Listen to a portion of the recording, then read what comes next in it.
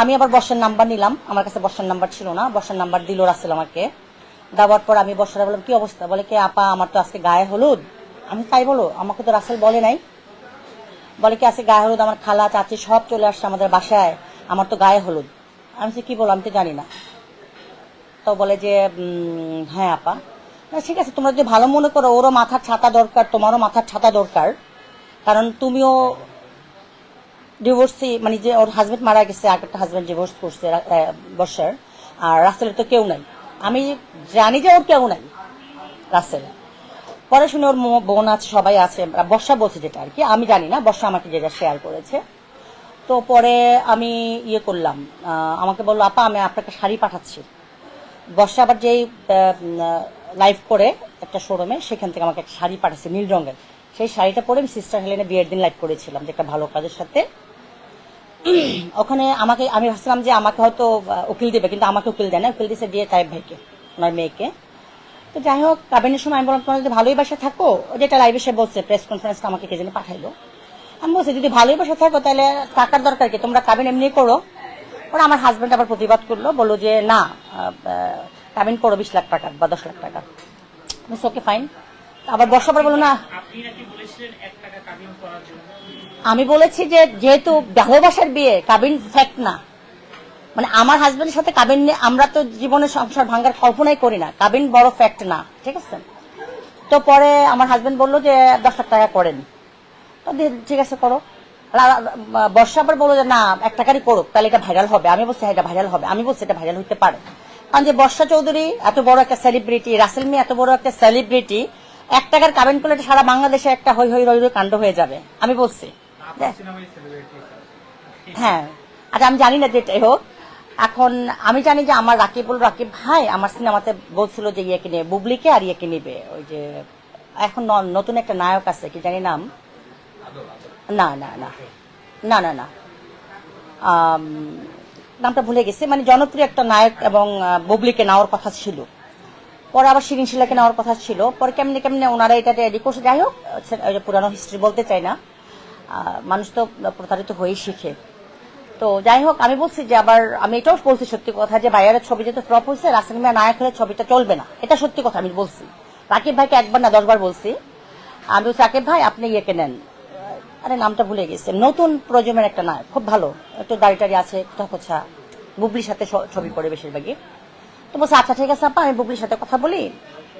হ্যাঁ রওশন বোধ হয়, বা হ্যাঁ হ্যাঁ, যাই হোক ও ওই ছবি করবে। তখন রাকিব ভাই বললো ঠিক আছে আপা আপনি যেমনি বলবেন সেভাবেই হবে, যেহেতু আমি প্রডিউসার। পরে বললো আপা ওদের তো অনেক বাজেট হাই। পরে হোটেল সোনারগাঁতে গিয়ে আমরা কন্ট্যাক্ট করলাম ইয়ের সাথে, ওই যে মিশা সওদাগর ভাইয়ের সাথে, ওনাকে একটা অ্যামাউন্ট দিয়ে ওনাকে কন্ট্রাক্ট সাইন করালো। এর মধ্যে ওই যে অসুস্থ হলো, মানে এটা পুরানো কাহিনী আর বলতে চাই না, সিনেমা নিয়ে আমি আরেকদিন প্রেস কনফারেন্স করবো। তো পরে ওদের বিয়ে হবে, ওই হঠাৎ করে সকালবেলা শাড়ি পাঠাইলো, বলে কাপা তুমি ওর শাড়ি পরে আসবে। আমি ব্লাউজ তো নাই, আমার ব্লাউজ পিস সাথে। তারপর আমি আমার অন্য একটা শাড়ির ব্লাউজ পরে নিয়ে পরে গেলাম। তো পরে আমি গেলাম, যাওয়ার পরে দেখি ওখানে দিয়ে তায়েব ভাই, রত্না কবির তার হাজবেন্ড, ও যে ডায়মন্ড আরেকটা কি কোম্পানির জানি, ও ব্র্যান্ড অ্যাম্বাসাডার, ডায়মন্ড ওয়ার্ল্ড না, ডায়মন্ড হাউস, ওকে আমার মেয়ে জানে, হ্যাঁ ডায়মন্ড হাউস, উনি ছিলেন সোমেনদা। বর্ষা যারা যারা পরিচিত সবাই ছিল। রাসেলের পক্ষ থেকে আমি, রত্নাকবির হাজবেন্ড, এরা হচ্ছে রাসেলের পক্ষ থেকে ছিল। কিন্তু আলটিমেটলি ও ইয়ে দিয়েছে, উকিল দিয়েছে হচ্ছে দিয়ে তাই ভাইয়ের মেয়েকে, ঠিক আছে, ওকে দিল। তারপরে বিয়ে হলো, আমি লাইভ করছিলাম, স্টার গল্প আসছিল, আর কয়েকটা চ্যানেল আসছিল, তুমি ছিলাম, আচ্ছা তো ছিল। তো পরে বিয়ে হলো, বিয়ের পরে ওদের খুব ভালো ভালো ভিডিও দিত, রিলস দিত, ভিডিও দিত, আমার খুব ভালো লাগতো, আমি দেখতাম। আমি এমনি কাউকে ফলো করি না, মানে আমি কারো পেজকে ফলো করি না, আমার নিজের পেজ তো অনেক, আমার 14-15টা পেজ আমি ফলো করি, কিন্তু আমার এখানে আমি ইচ্ছা করে ওখানে যেতাম, যে আমি ওকে, ও বর্ষা তখন আমার ফেসবুক ফ্রেন্ড না, পরে নিয়েছি, আমি রিসেন্ট নিয়েছি। তখন আমি বর্ষার ভিডিওগুলো দেখতাম, আমার ভালো লাগতো। আমি বোন তোমরা ভালো থাকো, আমি অনেক কমেন্টও করেছি, নর্মালি আমি কমেন্ট করি না, খুব কম করি, রিল টিল বানাতো। পরে মাঝে মাঝে দেখতাম যে আবার কঠিন কঠিন কঠিন স্টেজটা দিত। পরে একদিন ফোন করে খুব কান্নাকাটি করলো, বসে যে আপা ও আমাকে এই করছে সেই করছে মারছে ধরছে।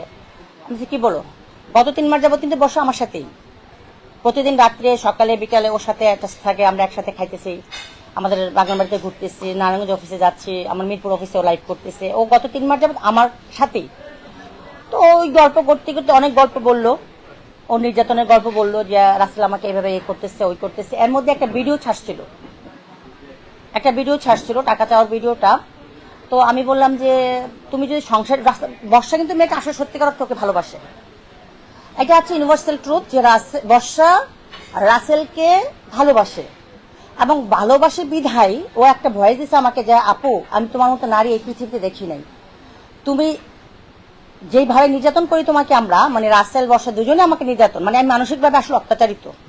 কারণ সারাক্ষণ যদি একটা পরিবার আমার কাছে এসে পড়ে থাকে তাদের সমাধানের জন্য, তখন কিন্তু একটা মানুষের পরিবার ব্যবসা বাণিজ্য বলতে কিছুই থাকে না।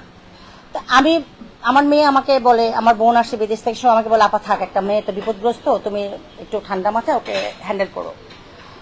রাসেলের সাথে আমার খুব কম কথা হয়। যখন বর্ষা আসে, বর্ষা অ্যাক্সিডেন্ট ফোনটা করি রাসেলকে, কিন্তু রাসেল সবসময় নেগেটিভ, বলে যে না আমি সংসার করবো না আপা, করবো না, কারণ আমি ওকে যে একটা দেখে বিয়ে করেছিলাম ও এটা না, ও সংসার করবে না।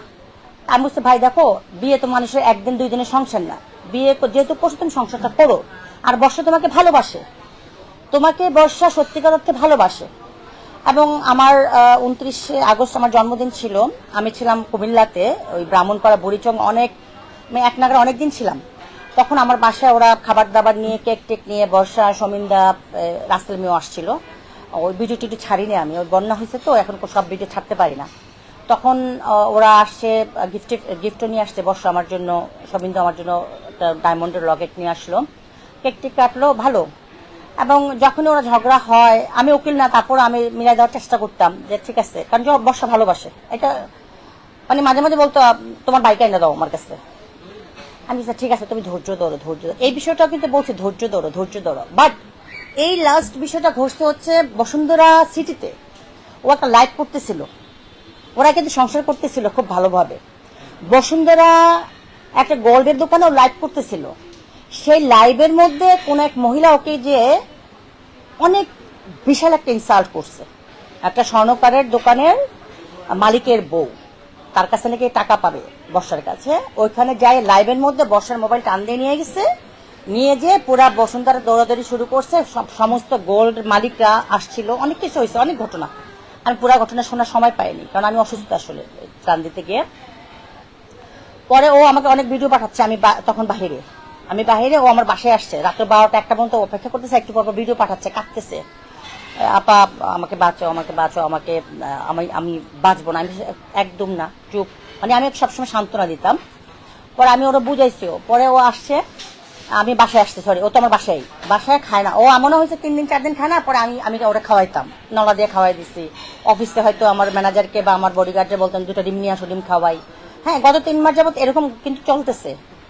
আমি বলছি যে দেখো বোন, তুমি তোমার নিজেকে ভালোবাসো, তোমার 2টা বাচ্চা আছে, বাচ্চাকে 2টা ভালোবাসো, তুমি নিজে অনেক বড় একটা সেলিব্রিটি, তুমি আমার হেলেন্সের দায়িত্ব নিয়ে হেলেন্সটা চালাও, আমি মাল কিনে দেই, তুমি যেহেতু এটার অ্যাম্বাসেডার, এটা চালাও, তুমি জয়যাত্রা টিভিতে বসো, টকশো করো, মানে ওরে আমি যত রকমের পজিটিভ থিঙ্কিং আছে বলছি যে তুমি এটা চালাও, এটা করো, তোমার নিজেকে ব্যস্ত রাখো, তুমি একজনের পিছনে তোমার লাইফটা নষ্ট করো না। তুমি বারবার মারতেছে, বলতেছো তোমাকে মারছে, বলে নাকি আমাকে বললো, আমার অনেক সময় ভয়েসও পাঠাইছে, দেখো কি বলে তোমার ভাই, ভয়েস গুলো আছে। আমি মানসিক সাপোর্ট দিছি, এবং আমার বাসায় গতকালকে পর্যন্ত ও খাইছে, ঠিক আছে। আমি যখনই ও ক্ষুধার্ত, খায় না, ও কোথাও খায় না, ও রাসেলের মানে বলে যে আমি খাইতে পারি না, আমার বমি হয়, পরে আমি ওকে খাওয়াই দিছি নলা দিয়ে, বা ও খাইছে, আমার মেয়ে খাওয়াই দেয়।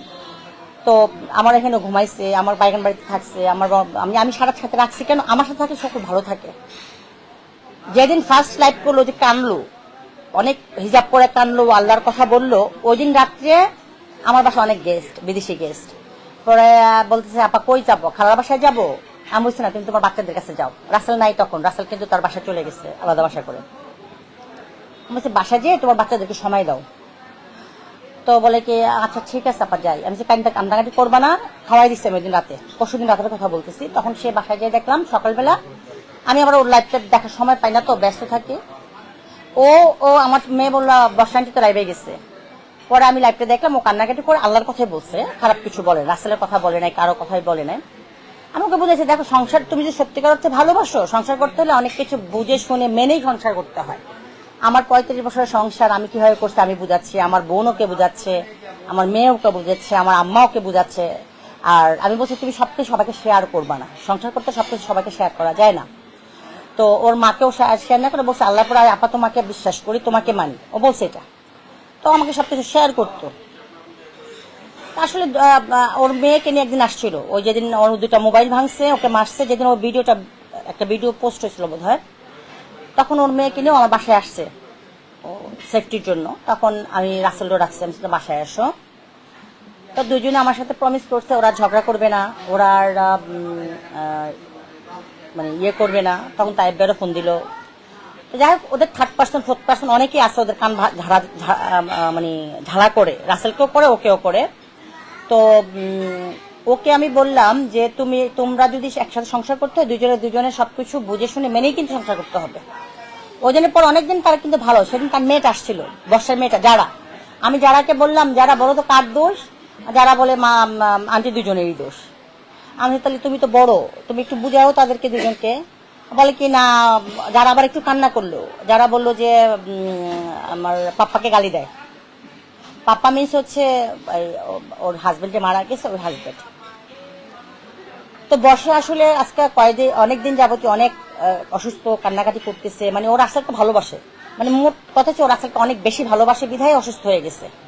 অসুস্থ হয়ে গেছে, না খেয়ে আছে। ওর কি বলে এটাকে, প্যানিক অ্যাটাক হচ্ছে। ও শুধু কফি খেয়ে থাকে। আমি শুধু কফি খাবা না, আমি যখনই আসি আমার বাসায় পেট ভরে ভাত খাওয়াচ্ছি, ভাত খাও। ভাত খেলে হবে কি, ওর মাথাটা একটু ঠান্ডা থাকে, তখন ও আমার মেয়ের সাথে হাসে, আম্মার সাথে গল্প করে, আমার সাথে গল্প করে। পরে লাস্টের এই যেদিন হিজাব পরে কান্নাকাটি করলো, ওদিন ও উকিলের সাথে কথা বলো ডিভোর্স করবে কিনা। আমি আর একটু দেখো করো। আমি বলছি ওকে ছেড়ে দাও, এত নিজেদের তোমার দরকারটা কি, তোমার তুমি ছেড়ে দাও। আসলে রাসেল আমাকে তো অনেকে মা বোন ডাকে, আম্মা ডাকে। ওই প্রবাস থেকে অনেকে আমার আম্মা ডাকে, মা ডাকে, বোন ডাকে। অনেক প্রবাসী আছে আমাকে মা ডাকে, এখনো শত শত মেসেজে ভিডিও পাঠায়, হ্যাঁ বোন ডাকে, মা ডাকে। তার মধ্যে রাসেলও একজন আমাকে বোন ডাকতো। জয়যাত্রার জন্য অনেক নাটক বানাইছে, অনেক সিনেমা বানাইছে। তো ইসমাইলও বানাইছে, স্বাক্ষর আছে, স্বাক্ষরও বানাইছে। স্বাক্ষর মানে হচ্ছে যে গান গায় যে পড়শির ভাই।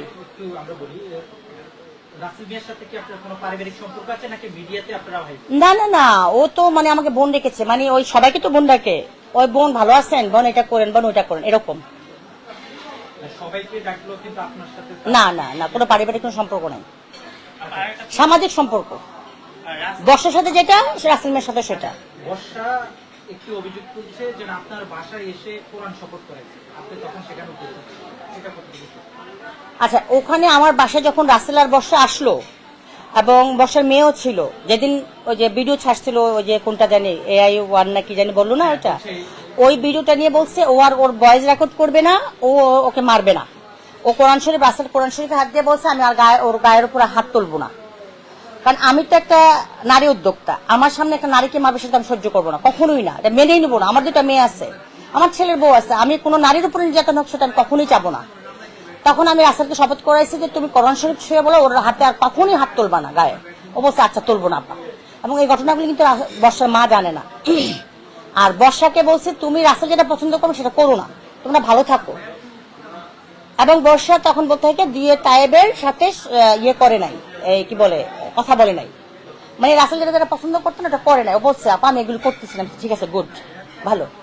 এই ভালোর মধ্যে হঠাৎ করে আবার ওই বসুন্ধরা ঘটনাটা ঘটে। এর মধ্যে কিন্তু ভালো, আমার সাথে 3-4 দিন ঢাকার বাইরে ছিল, আমার সাথে এর মধ্যে আরো 2 দিন ছিল। মানে আমার সাথে ঘুরতেছে, গাড়তেছে, খাইতেছে, ভালো থাকে, ঠিক আছে। ওরও বোন আমি, ওরও বোন আমি, দুইজনেরই বোন আমি। আমি সামাজিক বোন, আমি কারো আপন বোন না, রক্তের বোন না, ঠিক আছে। এরকম হাজারো মেয়ে আমার কাছে আসে, হাজারো মেয়ে আসে। রাসেল মিয়া এবং বর্ষার বিয়ে নিয়ে অনেক তর্ক বিতর্ক রয়েছে। এর মধ্যে একটি কথা যদি আমি বলি, দর্শকের জায়গা থেকে রাসেল মিয়ার সাথে বর্ষার যে বিয়েটা, এটা অনেকে বলতেছে টাকার জন্য রাসেল মিয়া বর্ষাকে বিয়ে করেছে। একটা বর্ষা বর্ষার সাথে রাসেল মিয়ার যায় এবং কি 3 দিন বিয়ের 3 দিন পরেই তাকে কিন্তু টাকার জন্য তাকে কিন্তু চাপ দেওয়া হয়েছে যে 35 টাকা এভাবে টাকা চাওয়ার জন্য তাকে চাপ দেওয়া হয়েছে। আপনি জানেন কি? না, আমি জানি না। আমাকে পরে বর্ষা তার ভিডিও ভয়েস রেকর্ড শোনাইছে, আমি জানতাম না, রিসেন্ট।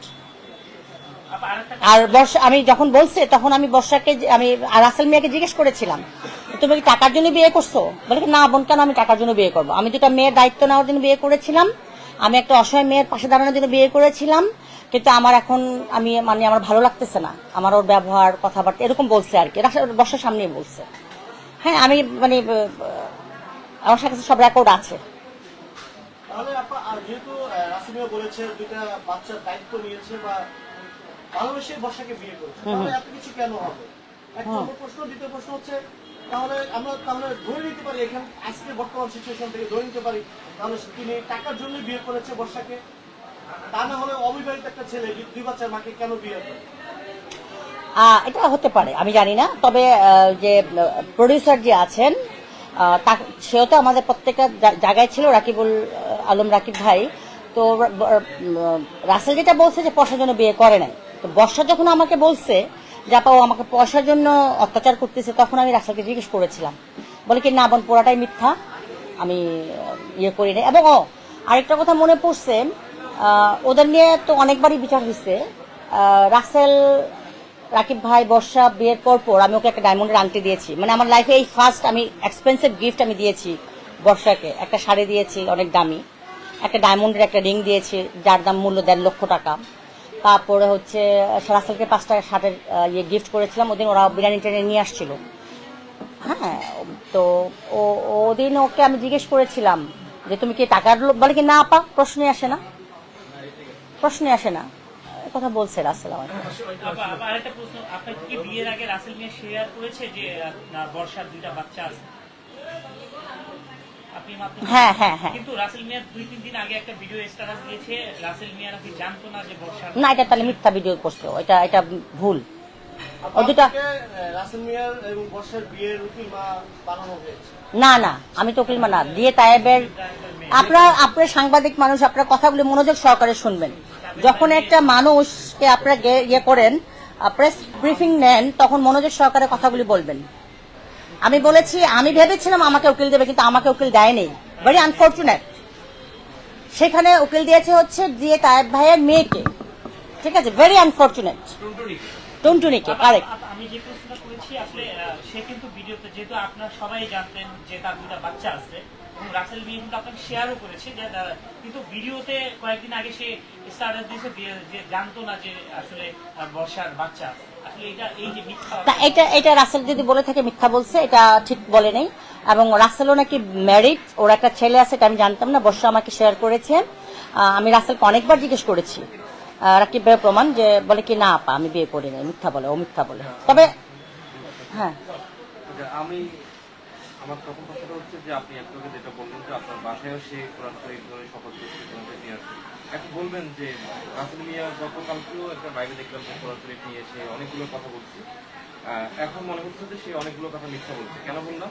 কারণ আজকে আমাদের সহকর্মী যারা, তারা সবাই বর্ষা বাসা ছিলেন, সেখানে বর্ষার যে স্টেটমেন্টটা দিলেন এবং আপনার কথা শুনে আমরা মোটামুটি প্রায় 70% মিল পাচ্ছি, কিন্তু রাসেল মিয়ার কথার সাথে আমরা এখন টোটালি কোনো কিছু মিল পাচ্ছি না। আচ্ছা, তাহলে রাসেল মিয়া, আপনি তাকে খুব কাছ থেকে চিনেন এবং জানেন, সে বারবার কোরআন শরীফ না কাছ থেকে চিনি জানি না, মানে সামাজিক মিডিয়ার মাধ্যমে। কারণ আমার ইলেকশন এফডিসি যখন ইলেকশন করেছিলাম, আপনি কি তাকে সুস্থ মনে করেন কিনা?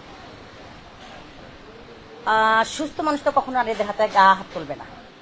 একটা সুস্থ মানুষ কখনো একটা নারীর গায়ে হাত তুলবে না। আমার হাজবেন্ড যদি আমাকে একটা ফুলের টোকা দেয়, আমি তো সংসার করবো না, নেভার। আমার আরেকটা প্রশ্ন আছে, সেটা হচ্ছে আপনি যেমনটা বললেন যে